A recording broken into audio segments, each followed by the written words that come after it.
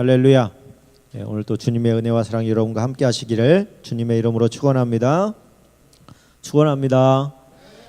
하나님과 동행하는 삶 같이 한번 해볼까요? 하나님과 동행하는 삶. 오늘은 하나님과 동행하는 삶에 대해서 좀 나눠보려고 합니다. 하나님과 동행하는 삶이라는 건 뭘까요?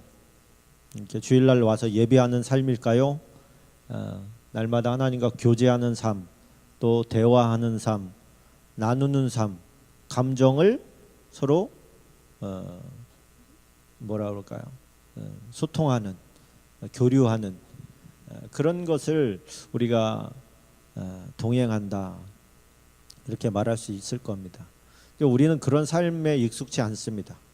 우리는 내 생각, 또 주어진 문화 가운데, 가정 문화 가운데 우리 아버지가 어머니가 심어준 생각, 뭐 그런 생각에 기초가 되어서 살아가다 보니까 그것이 하나님의 말씀과 잘 맞으면 좋은데 위배될 때는 오히려 하나님을 거역하게 되는 그런 일들도 적지 않지요.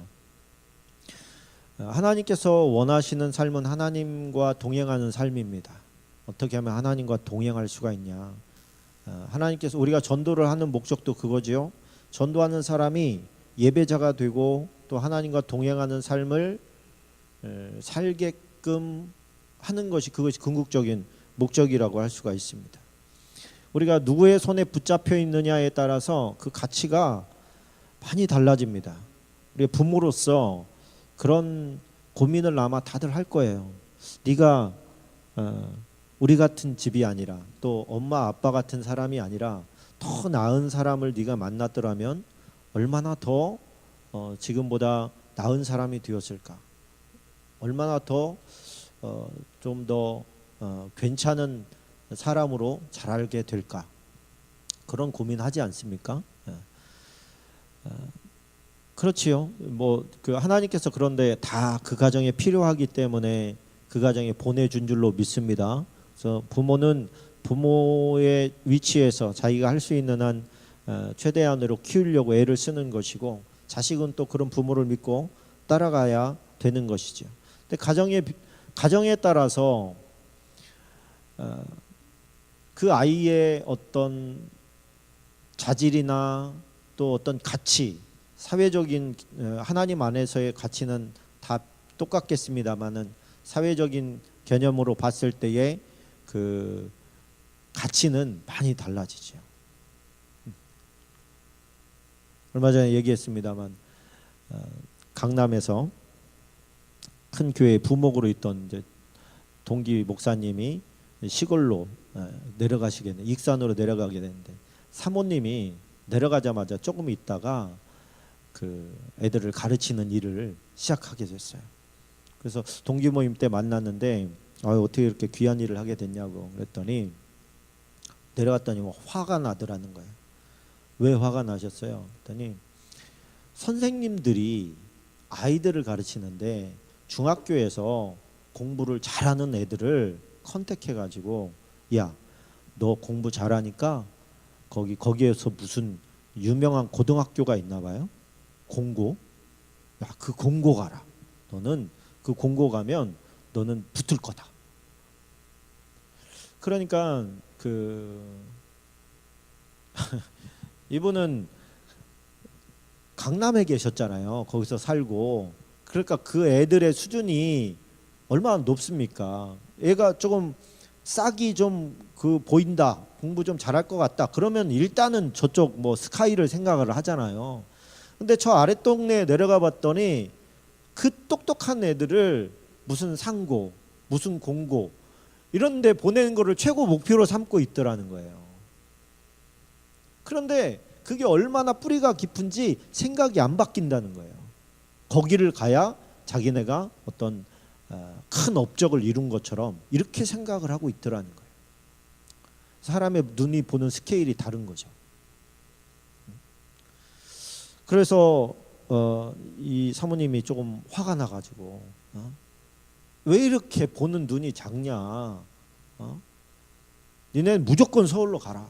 이렇게 얘기를 한다고 그래요.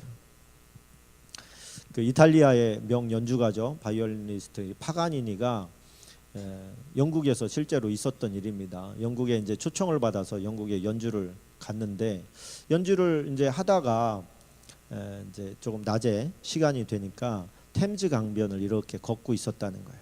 걷고 있었는데 어느 한 노인이 사람들이 많이 왕래하는 그 모퉁이에서 바이올린을 연주를 하는데 말이죠. 완전히 깽깽이 소리를 내고 있더라는 거예요. 그래서 이렇게 보고 있자니 사람들이 뭐 신경도 안 쓰는 거죠.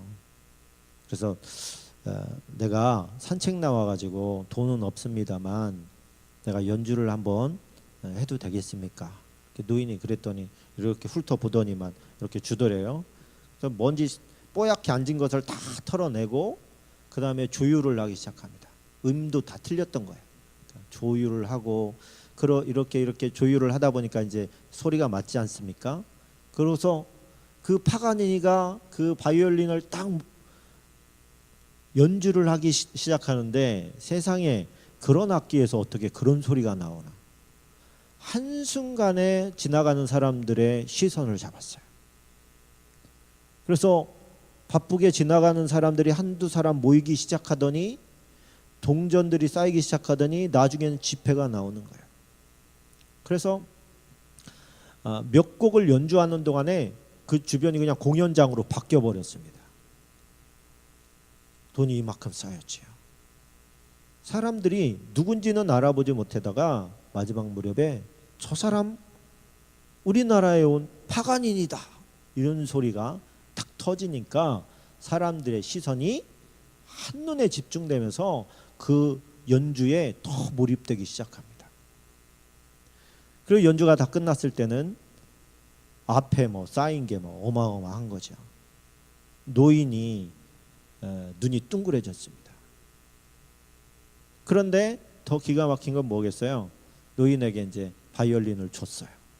그랬더니 주변에 있던 사람들이 그 바이올린 사겠다고 그 몇만 원 안 하던 게 막 갑자기 누구의 손에 들려지느냐에 따라서 같은 악기의 가치가 어마어마하게 달라지는 거예요. 우리는 하나님께서 이 땅에 보내실 때 그렇게 뭐 큰 차이가 나게끔 보낸 게 아니에요. 그죠? 우리는 그런데 누구의 손에 들려지느냐에 따라서 우리의 가치가 너무 달라지는 것을 우리가 느끼게 됩니다. 우리가 자식을 잘못 만나는 경우도 있지만 부모를 잘못 만나는 경우도 참 많지 않습니까? 근데 그 부모도 뭐라고 할 수 없는 게 그 위에 부모는 또 어떻겠어요? 우리 부모님의 부모님도 그닥 훌륭한 부모님을 못 만난 거예요. 그럼 우리가 누구를 탓하고만 있을 게 아니라 어떻게 해야 됩니까? 내가 괜찮은 사람이 돼야 되겠다. 그러면서 하나님의 말씀에는 어떤 길이 가장 훌륭해질 수 있는 길이 제시되어 있고 또 우리가 지식이 부족하고 재능이 부족해서 성령님께 어떻게 해야 됩니까? 라고 물을 때에 그분께서 가르쳐 줄 수 있는 가장 인생의 최고의 지침서가 하나님의 말씀이 있단 말입니다. 그러면 이게 세월이 지나면서 큰 차이가 만드는 거예요. 큰 차이가 나는 거예요. 유럽이나 이런 그 기독교가 미리 들어간 나라는 수천 년 되고 수백 년 되는 이런 나라와 지금 이제 복음이 들어온 지 이제 뭐 200년 뭐 옛날부터 하여튼 뭐 몇 명 하여튼 들어올 때부터 시작한 게 200년. 우리가 누굽니까? 그 일대 대통령 이승만 대통령이 한성 감옥에서 예수님을 영접할 때 그때 우리나라에 전국에 크리스천이 40명 있을 때라고 그래요.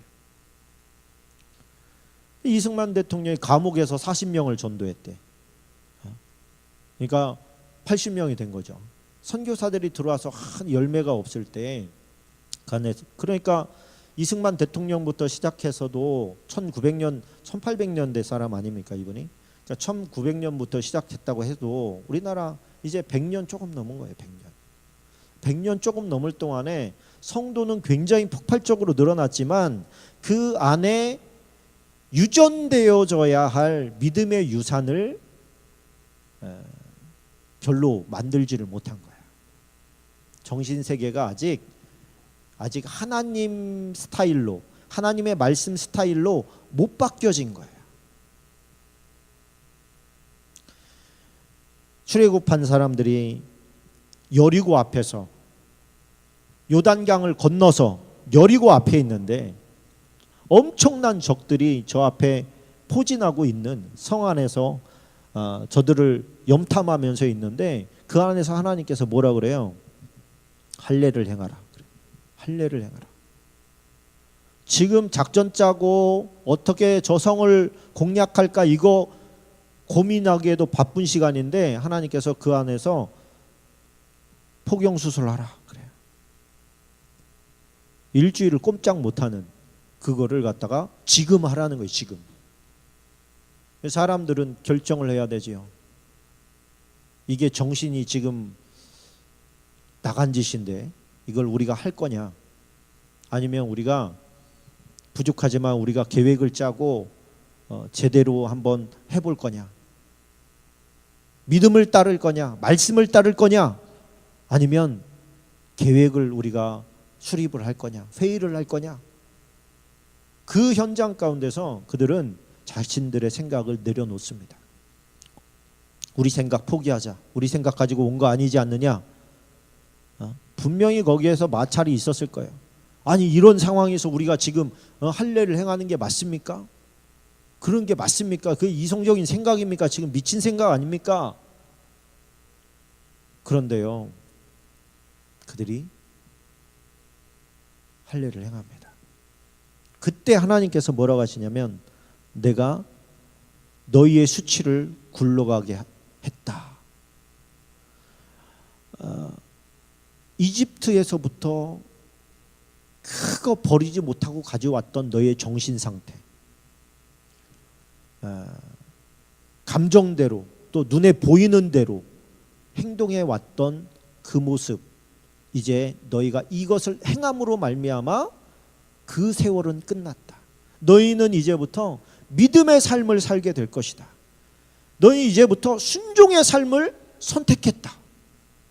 이제 너희들이 했던 모든 그런 과거의 행위는 그거는 수치였는데 굴러가게 했다. 이제는 너희들은 믿음의 사람으로서 출발을 하게 되었다. 할렐루야. 우리의 눈으로 볼 때 미친 겁니다. 죽으려고 하는 거예요. 죽으려고. 근데 하나님께서 하라고 하니까 그래, 순종하다 죽자, 그렇게 된 거예요. 이해되지 않는 일들을 하나님께서 하라고 하니까 죽겠는 거예요. 뭐라 그럽니까? 여리고를 도르라고 하니까 하루에 한 바퀴 돌다가 일곱째 날은 7바퀴 도르라. 여호수아가 뭐라 합니까? 너희는 아무 말도 하지 마라. 아무 소리도 들리게 하지 마라. 요즘으로 치면 입 닥치고 아무 말도 하지 마. 이 말도 안 되는 요청에 대해서, 요구에 대해서 어떤 불평이 터져 나오려고 하더라도 아무 얘기도 하지 마. 그냥 순종해. 할렐루야. 그냥 하잖아요. 그냥 미친 거예요. 다 공동으로. 그냥 하나님 안에서 믿음으로 그냥 다 미쳐버렸어요. 그러면 어떤 일이 벌어집니까? 그들이 하나님의 영광을 보게 됩니다. 그때 앞에서 돌 때, 아니 저쪽 요단강 서편 쪽까지 지금 구름기둥 불기둥이 있었는데 이제 요단강 건넌 후에는 이게 없어요. 이제 그러면요, 그 뜨거운 데를 계속 돌아야 되는 거예요. 7바퀴 돌 때는 얼마나 그들이 속에서 막 뭔가가 올라왔겠습니까? 사람이요 굉장히 힘들고 그러면 막 독한 것들이 올라오거든요. 그럼 얼마나 독한 말들을 막 쏟아내겠어요. 야, 도대체 우리가 이게 뭐 하는 거냐? 지금 이 무슨 미친 짓을 하고 있는 거냐? 지금 우리 이러다가 열사병으로 다 죽겠다 막 이러면서 불평하면서 돌면 하나님의 영광을 못 보는 거예요. 그러니까 아무 말도 하지 마라. 입을 꼬매버려. 아무 말도 하지 마. 그리고 순종해. 그게 믿는 자의 강력인 줄로 믿습니다.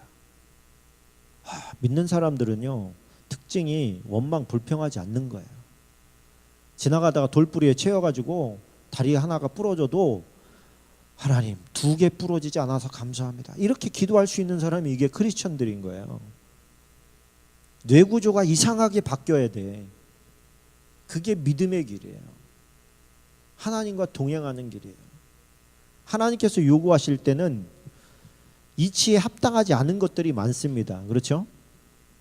그런데 우리가 이성적으로 생각하면 그것이 꼭 멸망길로 가요. 아이성으로 올라갈 때 그 얼마 안 되니까 2-3천 명만 보냅시다. 그럴 때 하나님 뭐라 그럽니까? 2-3천 명 갔다가 지잖아요. 아간이 범죄에서 졌다고 나옵니다만 하나님의 계획은 그게 아니었어요. 모두 올라가라 그랬어요. 너 60만 대군 다 가라. 그 조그만 아이성을 치는데 다 올라가라는 거예요. 하나님의 생각은 우리의 생각과 다릅니다. 하나님의 길과 우리의 길이 같을 수가 없어요. 그럼 우리가 누구의 손에 의해서 다듬어지느냐 하는 것은, 우리가 이스라엘 백성과 언약을 맺는 이유가 뭐냐면 약속을 하라는 거예요. 너희가 하나님을 통해서 다듬어지겠다고 결정을 하는 거예요. 결정을. 그래야 계약에 의해서 하나님께서 우리를 다듬으실 수 있어요. 그 다듬어지는 길이 쉬운 길이 아니니까 우리가 자꾸 그만두고 편하게 살고 싶은 거예요. 그러니까 하나님께서는 꼼짝 못하게 만들어 놓을 경우가 많습니다. 꼼짝을 하게 되면 움직여 자꾸. 그러니까 꼼짝 못하는 상황에다 딱 몰아놓고 그 다음에 하나님께서 손을 대셔서 만지시는 거예요. 근데 그때까지는 우리가 힘들어. 우리 교회 딱 3개월 놓고서 그리고 목회자를 만지시는 거예요. 사모를 만지는 거예요. 조금의 어떤 여지가 없어. 뭐 움직일 수 있는 게 딱 그냥 훈련소에다 집어넣어놓고 군인들 사회에 그 때 빼듯이 딱 그냥 집어넣어놓고 막 굴려버리는 거예요. 신기하게도 한 달 딱 굴리면 군인으로 바뀝니다. 말투가 바뀌어. 그랬습니까? 막 이렇게 바뀌어요. 강력한 훈련이 필요합니다. 여러분, 저와 여러분이 하나님과 동행하는 삶을 계속 듣잖아요. 지금 계속 듣는데 잘 안 돼요. 왜 안 될까?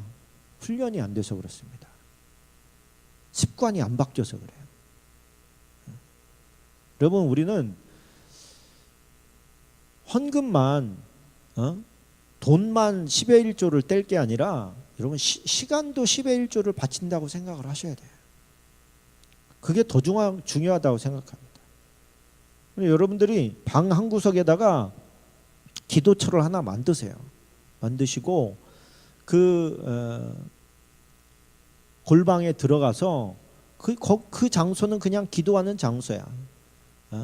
여러분들이 베란다에다 만들든 아니면 조금 옷방을 하나를 기도실로 꾸미든 그래가지고 그 장소에다가 내 시간의 11조를 드리세요. 그냥 들어가서 하나님의 말씀을 듣고 또 읽고 기도하면서 최소한 1시간이라도 그 안에서 하나님과 동행하는, 교제하는 삶을 훈련하셔야 돼요.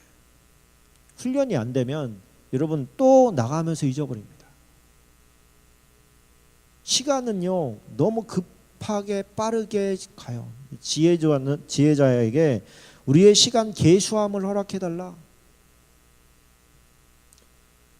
해도 가고 안 해도 가는데 여러분, 크리스천으로서 하나님의 자녀가 하나님과 동행하는 삶을 살다가 가야 그게 가장 후회가 없는 삶이에요.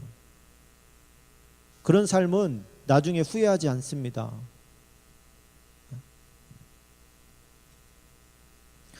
오늘 에녹이 참 중요한 인물인데 창세기 5장 22절에 이런 말씀이 있어요. 무두셀라를 낳은 후에 300년을 하나님과 동행하며 자녀들을 낳았으며. 그러니까 무두셀라를 낳은 후에 300년을 하나님과 동행하면서 자녀들을 낳았어요. 무두셀라만 에녹의 자녀가 아니에요. 다른 자녀들도 있었어요.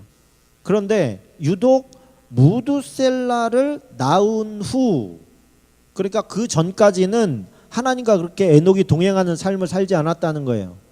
그런데 무두셀라를 낳을 때에 그것을 계기로 해서 300년 동안 하나님과 동행했다는 뜻입니다. 그러면은 이 하나님과 동행했다, 이게 원어로 보니까 바트할렉 에크하 엘로임 이렇게 돼요. 하나님과 함께 걸었다, 그거예요. 우리말로 바꾸면 동행했다, 그 말입니다. 하나님과 함께 걸었다는 거예요. 이렇게 뭔가 일을 같이 했다, 뭐 이런 뜻이에요. 외교형에 보면 뭐 첫 문자를 하나님으로부터 전수받아서 문자를 만든 사람으로 이렇게 기록을 하고 있어요. 그런데 함께 걸어가는 게 그게 동행인데 뭐가 하나님과 함께 걸어갔냐는 거예요. 지금 우리는 하나님이 안 보이잖아요. 하나님 안 보이고 우리는 그저 할 수 있는 게 뭐예요? 그냥 하나님을 염두에 두고 움직이는 거예요. 그러니까 에녹은 뭐라고 해요? 하나님을 기쁘시게 하는 자라는 증거를 받았다는 거 아닙니까? 그러니까 에녹이 하는 어떤 행동들이 하나님을 기쁘게 했고, 그 기쁘게 한 것을 하나님께서는 하나님과 함께 동행했다, 이렇게 보는 거예요. 그러면 우리가 생각할 때 하나님을 기쁘게 하는 것은 뭘까? 이런 고민이 되겠죠. 하나님을 기쁘게 하는 것은, 따라서 합시다, 하나님을 염두에 둔 행동이다. 하나님을 염두에 두지 않고는 하나님을 기쁘게 할 수가 없어요. 이런 거예요. 내가 이걸 하면 하나님이 기뻐하실까? 생각을 하는 거예요. 누구를 염두에 둔 거예요? 하나님을 염두에 둔 거예요. 그러면 하나님을 염두에 두지 않으면 하나님을 기쁘시게 할 일도 없다는 것이죠. 히브리서 11장 5절을 같이 한번 보십시다. 시작. 믿음으로 에녹은 죽음을 보지 않고 옮겨졌으니 하나님이 그를 옮기심으로 다시 보이지 아니하였느니라. 그는 옮겨지기 전에 하나님을 기쁘시게 하는 자라는 증거를 받았느니라. 무두셀라를 낳은 후 300년을 하나님과 동행하면서 자식을 낳았는데, 동행하는 증거, 하나님과 늘 같이 하다 보니까 이런 거예요. 하나님은 에녹이 좋고 에녹은 하나님이 좋은 거예요. 우리가 지난 시간에 어떤 것이 하나님을 사랑하는 것이 아니냐, 하나님에게 요구사항이 많을 때 하나님 사랑하는 게 아니다.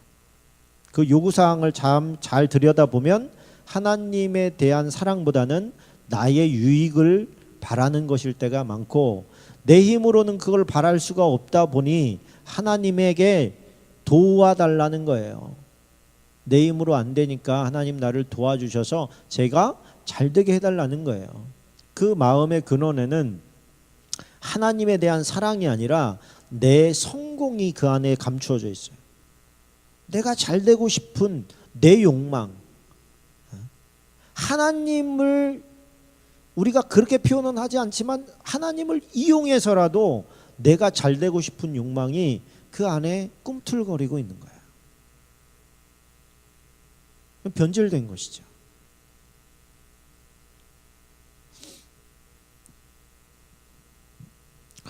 자, 무두셀라의 원어는 메투세라, 이렇게 메투세라. 이게 창의 사람, 창 던지는 사람, 그런 뜻인데, 고대어를 연구하는 언어학자들이 있습니다. 고대 언어를 연구하는 사람에 의하면 무두셀라라는 이름의 뜻은 내가 죽으면 쏟아진다, 그런 뜻이라는 거예요. 내가 죽으면 쏟아진다.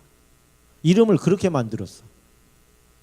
에녹이 아들을 낳고 그 아들 이름을 얘가 죽으면 쏟아져, 이렇게 써놨다는 거예요. 이름이 그래. 얘가 얘가 죽으면 쏟아져. 맨날 그 이름을 부르는 거예요. 쏟아져야 일로 와라, 밥 먹어라. 네가 죽으면 쏟아져, 일로 와, 공부해야지. 이렇게 그 이름을 계속 불렀다는 거예요. 왜 계속 불렀느냐? 그 이름이 갖는 상징성 때문에 그렇습니다. 퀴즈. 성경에서 가장 오래 산 사람이 누구예요? 에? 무드셀라예요. 969세를 살았어요. 그 아들도 5년 먼저 갔어, 아버지보다. 그 손자가 누구냐? 노아예요. 노아. 손자. 여러분, 이게 성경을 붙잡고 한참 씨름하다 보면 참 절묘한 것들을 찾아내게 됩니다. 그러려면 시간을 써야 돼, 성경에다가. 여러분들은 지금 밥 다 한 거 제가 떠먹여 주지만, 여러분 떠먹여 주는 거 먹는 것도 맛있겠지만, 여러분들이 성경을 뒤적이다가 집중해서 몰입하다가 발견하는 맛은요, 이게 떠먹여 주는 거랑 완전히 달라요. 저는 여러분들이 그런 사람이 됐으면 좋겠어요. 여러분들 1시간씩 기도굴에 베껴가지고, 골방에 베껴가지고 말씀 보다 보면요, 세상과 나는 간고 높고 구속한 주만 보일 때가 와요. 그 기쁨은, 희열은 정말 말로 못해. 일단 떠먹여 드릴게요. 969세를 살다가 죽은 무드셀라는 187세에 라멕을 낳습니다. 그 아들을 낳아요. 라멕을 낳고, 라멕은 182세에 노아를 낳았어요. 노아가 출생할 때 할아버지 무드셀라의 나이는 369세였어요. 자, 창세기 7장 11절 12절 보십시다. 노아 600세 되던 해 2월 곧 그달 17일이라 그 달에 큰 기품의 샘들이 터지며 하늘의 창들이 열려 40주야를 비가 땅에 쏟아졌더라. 땅에 쏟아지는데, 자 보세요. 노아가 태어날 때 무드셀라 나이가 369세라 그랬어요. 자, 여기 수학하셔야 돼요. 수학. 369세인데 노아 몇 세 때에 홍수가 시작돼요? 600세. 그러면 369 더하기 600이면 얼마 돼요? 969세. 무드셀라가 몇 살까지 살았어요? 969살 때까지. 그러니까 무드셀라가 죽자마자 뭐가 시작됐어? 홍수가 시작된 거예요. 하늘에서 심판이 쏟아진 거예요, 진짜로. 그러면 왜 무드셀라라고 이름을 지었고 그때부터 에녹이 하나님과 동행했느냐가 답이 나오죠. 그러면 그때의 그 간극을 우리가 상상하셔야 돼요. 추리하셔야 돼요. 이때 무슨 일이 일어났던 거지? 이런 의아심이 하나 나올 만하죠. 우리가 쉽게 추정해 볼 수 있는 건 뭐예요? 하나님께서 나타나셨나 보다. 나타나셔서, 야, 무드셀라라고 해라. 너 조금 있으면 아들 낳지? 무드셀라라고 해라. 아니, 어떻게 사람의 이름을 그렇게 짓습니까? 하나님, 걔가 죽으면 심판이 시작된다. 너 이 땅이 지금 얼마나 썩어가는지 너 알지? 이 땅이 얼마나 지금 타락했는지 너 알지? 내가 이 땅을 쓸어버리려고 한다. 어떻게 쓸어버리시게? 땅과 하늘에서 쏟아져서, 물이 쏟아져서 수장시켜 버릴 거다. 그럼 어떻게 됩니까? 이 땅에 존재하는 모든 인간이 다 죽게 될 거다. 사람뿐만이 아니라 모든 짐승들도 다 죽게 될 거다. 그러면 저는 어떻게 해야 됩니까? 나랑 함께 살아야지. 나랑 동행해야지. 내가 시키는 대로 살아야지. 여러분, 그게 하나님 계기가 됐다고 저는 추정을 해보는 거예요. 그리고 나서 믿음을 유산시켜요. 믿음을 유산시켜. 노아가 여러분 최초의 살인이 누구였어요? 가인이었어요. 가인이 아벨을 죽였어요. 그죠? 사람이 죽은 걸 처음 본 거예요. 그때. 근데 그때는 그 모습을 지켜본 사람이 가인밖에 없어요. 그 다른 사람들은 아직 무언가가 죽었다는 것을 한 번도 본 적이 없는 거예요. 아직 한 번도 본 적이 없어. 그런데 노아가 아담의 10대 손 아닙니까? 10대 손? 10대 손인데 노아 56세까지 아브라함이 살고 아담이 살아 있었어요. 아담이. 그 나이를 계산해 보면 나와. 그러면은 노아 56세 때 아담이 죽는 저 선조 아담이 죽는 거를 처음 본 거예요. 사람이 죽는구나. 죽으면 이렇게 꼼짝 못 하는구나. 안 움직이는구나. 이런 거를 그때 가서야 비로소 알게 된 거예요. 그리고 나서 노아에게 방주를 만들으라고 그래요. 아직 노아는요, 자식들이 한 명도 안 낳았을 때 그 지시를 받은 거예요. 그래서 방주 짓다가 애도 난 거야. 3명. 그러고서 600세 되던 해에 무두셀라가 죽으면서 홍수가 시작됩니다. 그러면 무두셀라가 지금 노아가 방주 지을 때 살아 있었어요? 죽어 있었어요? 살아 있었죠. 권면했을 거예요. 야, 나는 우리 아버지가 들려 올라가는 거 봤어. 우리 아버지 거짓말 하실 분이 아니야.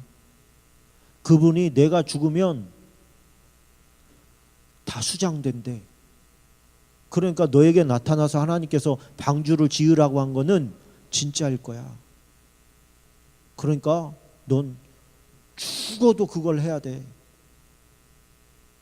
나 죽을 날이 얼마 안 남았어. 야, 죽을 날 얼마 안 남았어. 너 방주 다 지을 동안 다 살려주시는 것 같아. 멈추지 말고 계속 줘. 권면해 줄 수 있었을 거예요. 그러니 그 무드셀라가 죽고 나머지 모든 사람들이 다 수장되었을 때 노아의 그 낙담을 우리가 한번 추정해 볼 수 있어요. 노아가 얼마나 힘들었을까. 그 범죄하긴 했지만은 이제 방주 짓는 동안에 거의 왕따였겠죠. 대부분의 사람들한테 미친 거였죠. 그 당시에도 역시. 왜 이 즐거움들을 다 포기하고 저 사람이 저렇게 미쳐가지고 저 배를 짓는다고 저 난리인가. 손가락질 당하고 멸시당하고 그러지 않았겠습니까? 그때마다 왜 그만두고 싶은 생각이 안 들었겠어요. 아직 본 것도 아니고 미래를 우리는 모르니까. 미래를 모르는데 어떻게 그걸 준비를 계속해서 해나가냐 말이에요.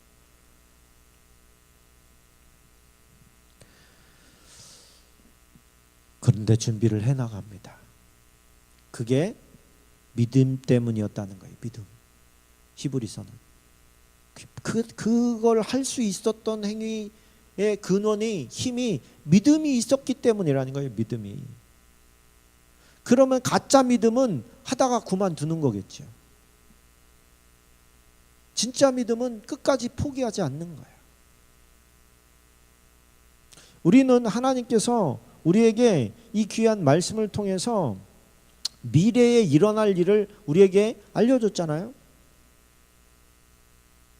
알려줬잖아요. 지금 성경을 유심히 살펴보면 마지막 때를 가늠할 수 있다고 그랬잖아요. 가늠할 수 있는데 그때가 지금 가까워지고 있어요. 그런데 세상은 점점 더 악해져 가요. 여러분, 이때 지금 노아가 살던 때는요, 율법이 있었습니까? 없었습니까? 율법 없었어요. 그럼 뭐가 범죄하는 거고 뭐가 타락하는 건지의 기준이 뭐예요? 기준은 하나밖에 없어. 뭐예요 그게? 자기 양심이에요. 양심. 세상법은, 그러면 세상법은 지금은 세상에서 법을 정해놨기 때문에 그 법을 어기면 위법자가 되지만 마음의 양심이 말하는 죄에 대해서는 노터치예요. 그래서 우리는 마치 그것이 죄가 아닌 것처럼 생각한단 말이에요. 근데 하나님은 세상법이 개념이 아니라 우리 양심의 법을 보고 우리를 심판하시는 거예요. 그 사람들은 노아 시대에 있던 사람들 율법 없었어요. 계명 없었어요. 하나님께서 주신 양심, 그거가 유일한 척도였어요. 범죄할 때 범죄에 익숙하지 않고 범죄가 처음 할 때 이거 하면 안 되는 건데 라고 하는 양심의 가책, 그것이 그들의 판단 기준이었는데 그거 뭐 그렇게 쉽게 허물어져 버리는 거예요. 지금도 그래요. 하나님께서 저와 여러분이 하나님께서 싫어하시는 거 할 때 양심의 가책이 없습니까? 그러면 그 사람은 이미 영혼이 없는 거예요. 양심의 가책이 있으면 보는 사람이 없어도 하지 말아야 됩니다. 세상의 법은 그 사람을 추적하지 않아도 하지 말아야 됩니다. 안 할 힘이 우리에게 없다는 걸 하나님이 아시니까 성령님 보내주신 거예요. 의탁하라고. 성령님, 또 죄 짓고 싶어요. 또 죄 지을 수밖에 없는 상황이 되는 것 같아요. 나를 좀 도와주십시오. 죄는요, 자신이 즐기기 때문에 계속해서 일어나는 거예요. 죄를 정말 끊고 싶으면 죽여달라고 그래요. 죽여달라고. 하나님, 나를 죽여주십시오. 이게 죄가 좋은 것 같아요. 내 의지로 끊을 수가 없을 것 같아요. 하나님, 나를 그냥 데려가시면 안 되나요? 그냥 교통사고 나서 가게 하시든지. 그런 각오 없이 죄가 끊어집니까? 어느 날 우연히 죄가 끊어집니까? 시간이 지나다 보니 죄를 안 지게 되더라. 이런 일이 생깁니까? 그렇지 않습니다.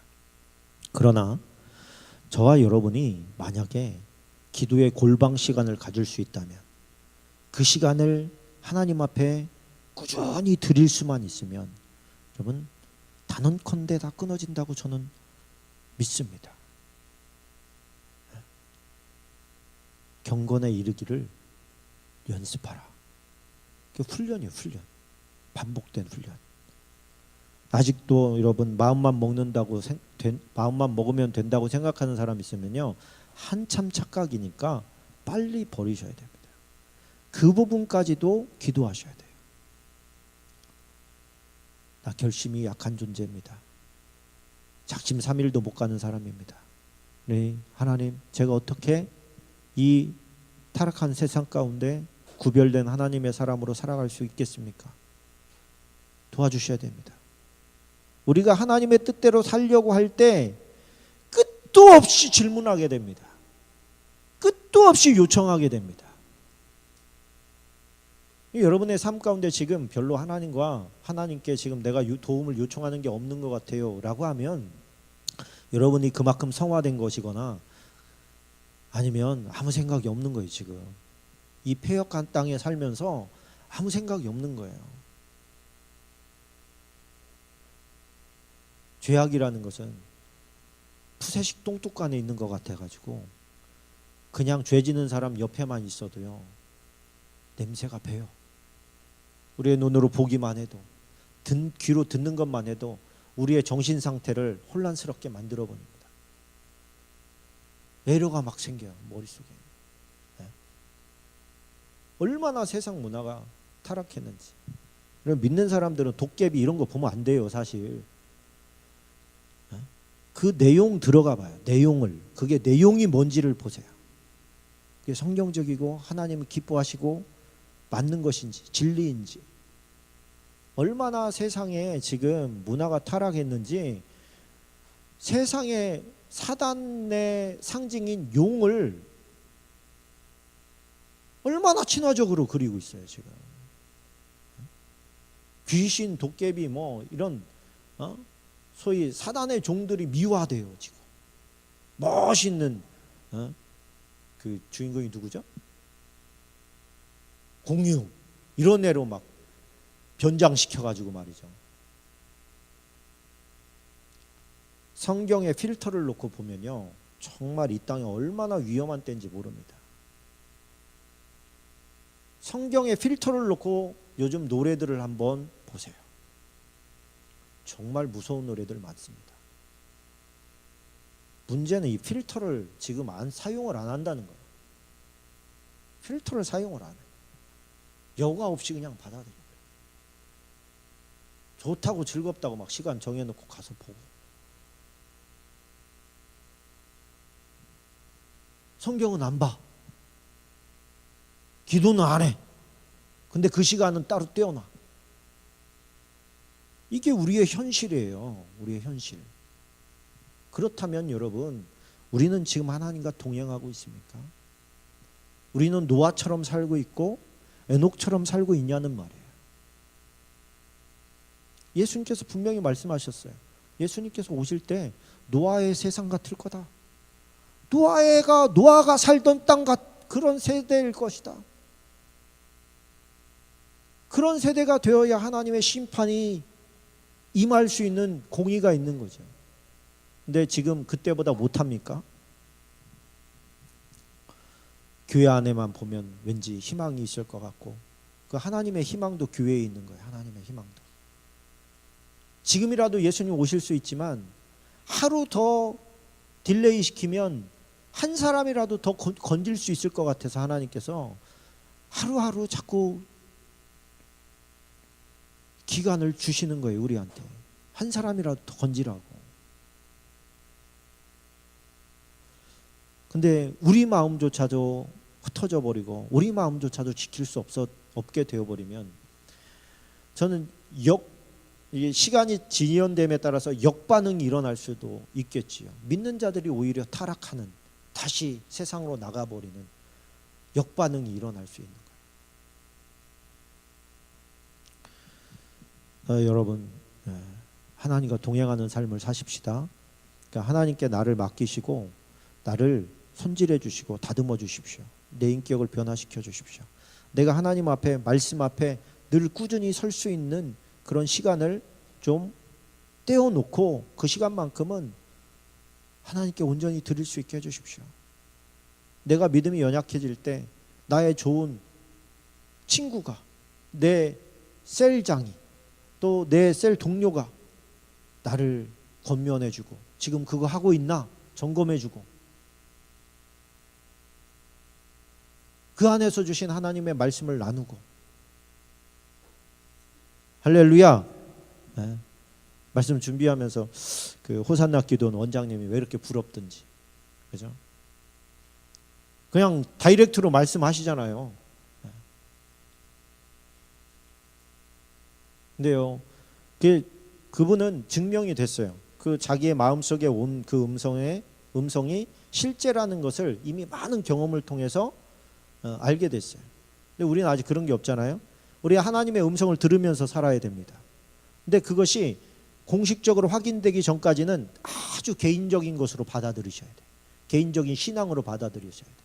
그래서 얘기를 할 때 나 하나님의 음성을 들었는데 말이야, 이렇게 얘기하면 안 돼요. 그것이 계속 반복적으로 되어져서 그것이 진짜 하나님께서 나에게 말씀하시는 100% 진실이다 이렇게 되기 전까지는 개인적인 신앙인 거예요, 다. 그래서 그냥 마음에 하나님께서 이런 감동을 주시더군요, 이런 깨달음을 주시더군요, 이렇게 나가서 그것도 훈련하시는 거예요. 계속해서 말씀으로 점검하시고 말씀의 필터를 통해서 또 하시고 확인하시고. 그래서 하나님과 온전한 교제의 장으로 계속해서 나아가시는 저와 여러분 되시기를 주님의 이름으로 축원합니다. 우리 함께 기도하기를 원합니다. 기도할 때 하나님, 오래 사는 것이 중요한 게 아니라 하나님께서요 이렇게 인간의 연한을 줄여주신 것도 복이라고 생각합니다. 오래 살아봐야 늘어나는 게 죄뿐이면 그게 무슨 의미가 있겠습니까? 하나님을 기쁘시게 하고 하나님을 동행하면서 사랑하는 것이 정말 중요한 것임을 깨닫습니다. 장수보다 중요한 것이 경건과 거룩한 것임을 알게 되었습니다. 내가 그렇게 살게 도와주십시오. 우리 이 짧은 80여 년, 길어야 100년인 세월을 살면서 하나님 기쁘시게 하면서 하나님과 동행하는 삶을 살아가기를 원합니다. 우리 다 같이 함께 기도하겠습니다.